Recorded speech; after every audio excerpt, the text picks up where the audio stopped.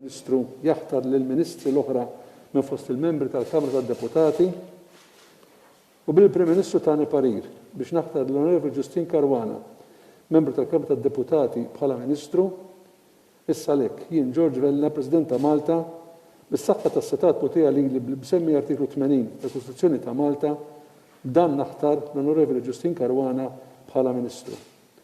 Mota taħt il-firma tiegħu u s-siġil pubbliku ta' Malta fil-Palazz ta' Sant'Antonio llum 23 ta' Novembru 2020.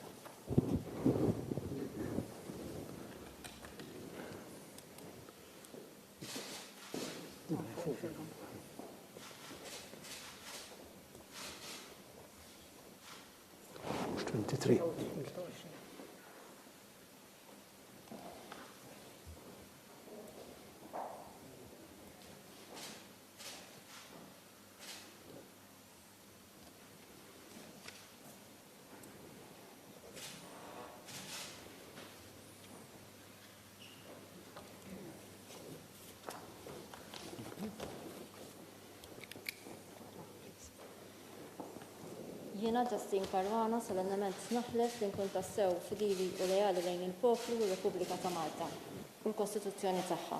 Hekk Alla jgħinni.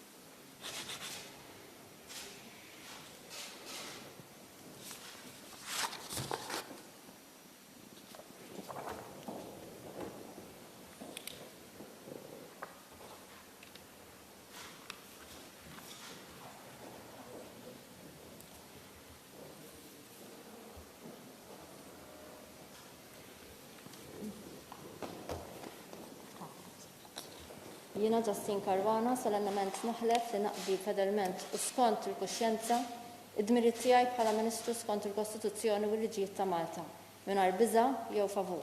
Hekk Alla jgħinni.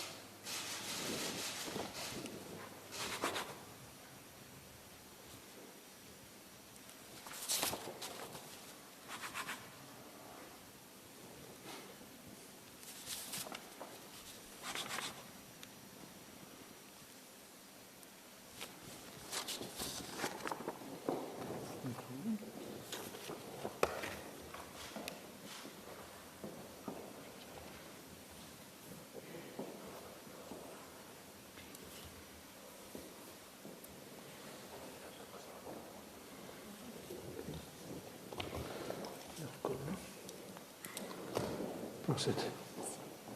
Okay.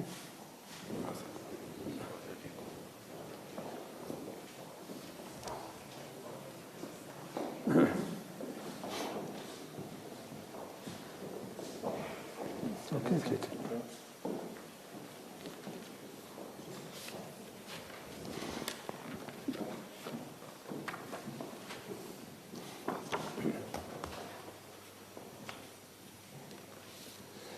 Billi l-artiklu 80 tal-Kostituzzjoni ta' Malta jipprovdi li l-President ta' Malta għandu waqt li jaġixxi skont il-parir tal-Prim Ministru jaħtar lill-Ministri l-oħra minn fost il-membri tal-Kamra tad-Deputati u bil-Prim Ministru tagħni parir biex naħtar l-Onorevoli Clayton Bartolo, membru tal-Kamra tad-Deputati bħala Ministru, issa lek kien George Vella, President ta' Malta, bis-saħħa tas-setat potija lili bl-msemmi artiklu 80 tal-Kostituzzjoni ta' Malta, dan naħtar l-Onorevoli Clayton Bartolo bħala Ministru.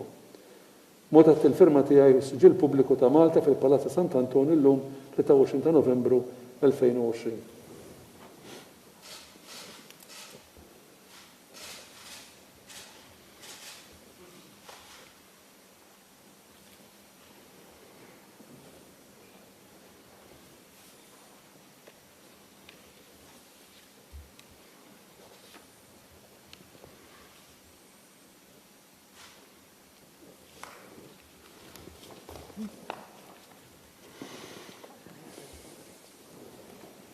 Jiena, Clayton Bartolo, solennement naħlef li naqdi fedelment u skont il-kuxjenza id-dmirijiet tiegħi bħala Ministru skont il-Kostituzzjoni u l-liġijiet ta' Malta mingħajr biża' jew favur.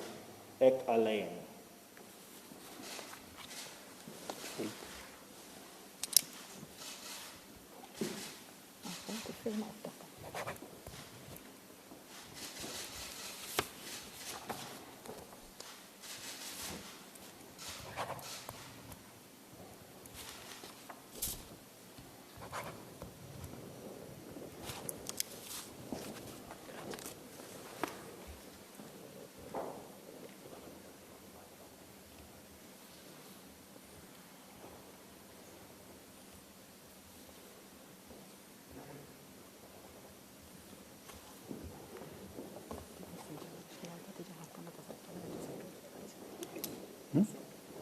Okay.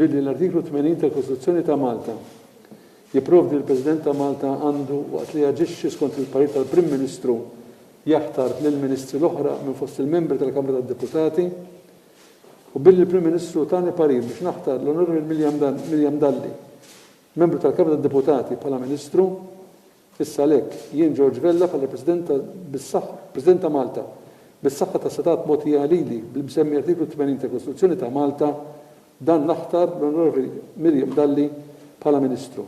Mod taħt il-firma tiegħi u s-Siġil Pubbliku ta' Malta Palazza Sant'Antonio llum 23 ta' Novembru 2020.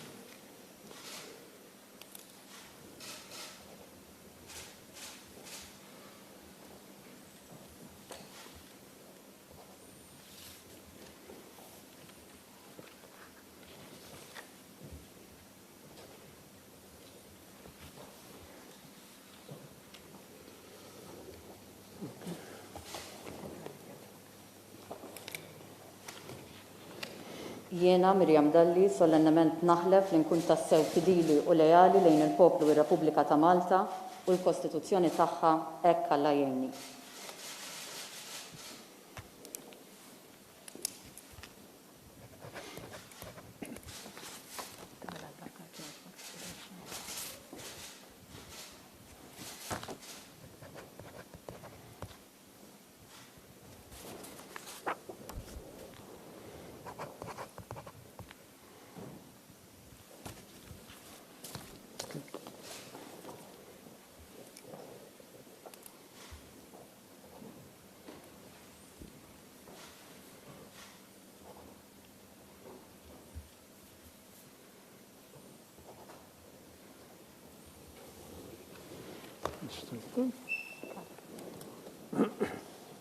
Jiena Miriam Dalli solennement naħlef li naqdi fedelment u skont il-kuxjenza id-dmirijiet tiegħi bħala Ministru skont il-Kostituzzjoni u l-liġijiet ta' Malta mingħajr biża' jew favur hekk Alla jgħinni.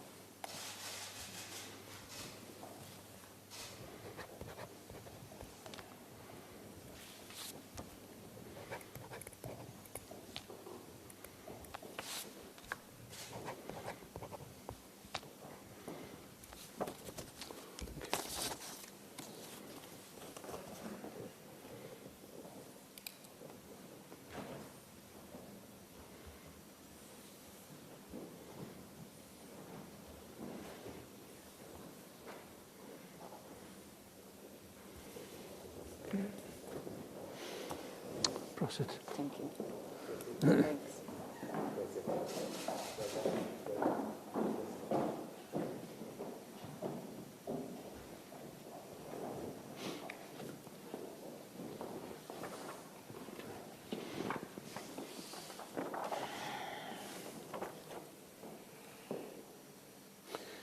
Billi l-artiklu 80 tal-Kostituzzjoni ta' Malta jipprovdi l-President ta' Malta għandu waqt li jaġixxi skont il-parir tal-Prim Ministru jaħtar lill-Ministri l-oħra minn fost il-membri tal-Kamra tad-Deputati u bil-Prim Ministru tani parir biex naħtar l-Onorevoli Clyde Caruana, membru tal-Kamra tad-Deputati bħala Ministru, issa lek jiena George Vella, President ta' Malta, bis-saħħa tas-setat mogħtijin li bil-msemmi artiklu 80 tal-Kostituzzjoni ta' Malta b'dan naħtar l-Onorevoli Clyde Caruana bħala Ministru. Mod taħt il-firma tiegħi u s-Siġil Pubbliku ta' Malta fil-Palazza Sant'Anton illum 23 ta' Novembru 2020.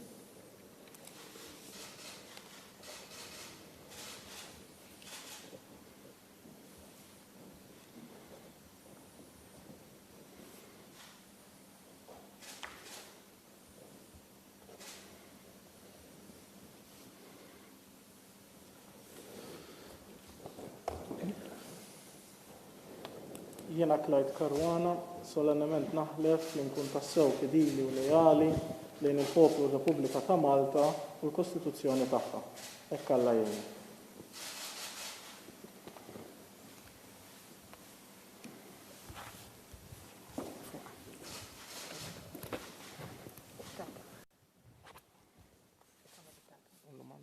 Twenty-three. 23.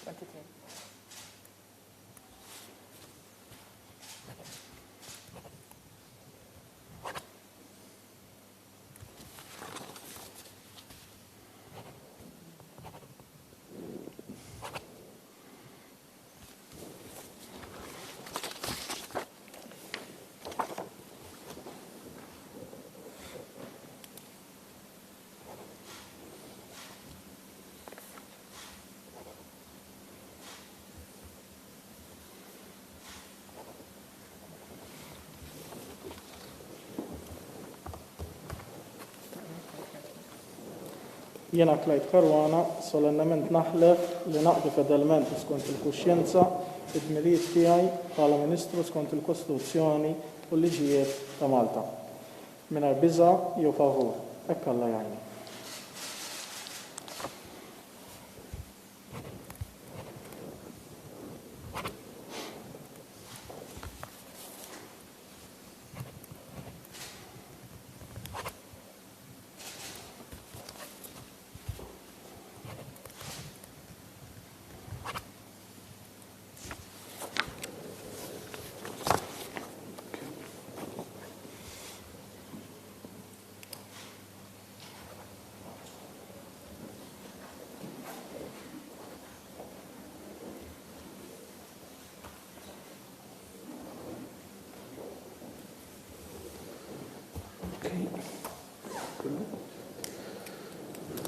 Proset. Proset il-kollu kemm inkom.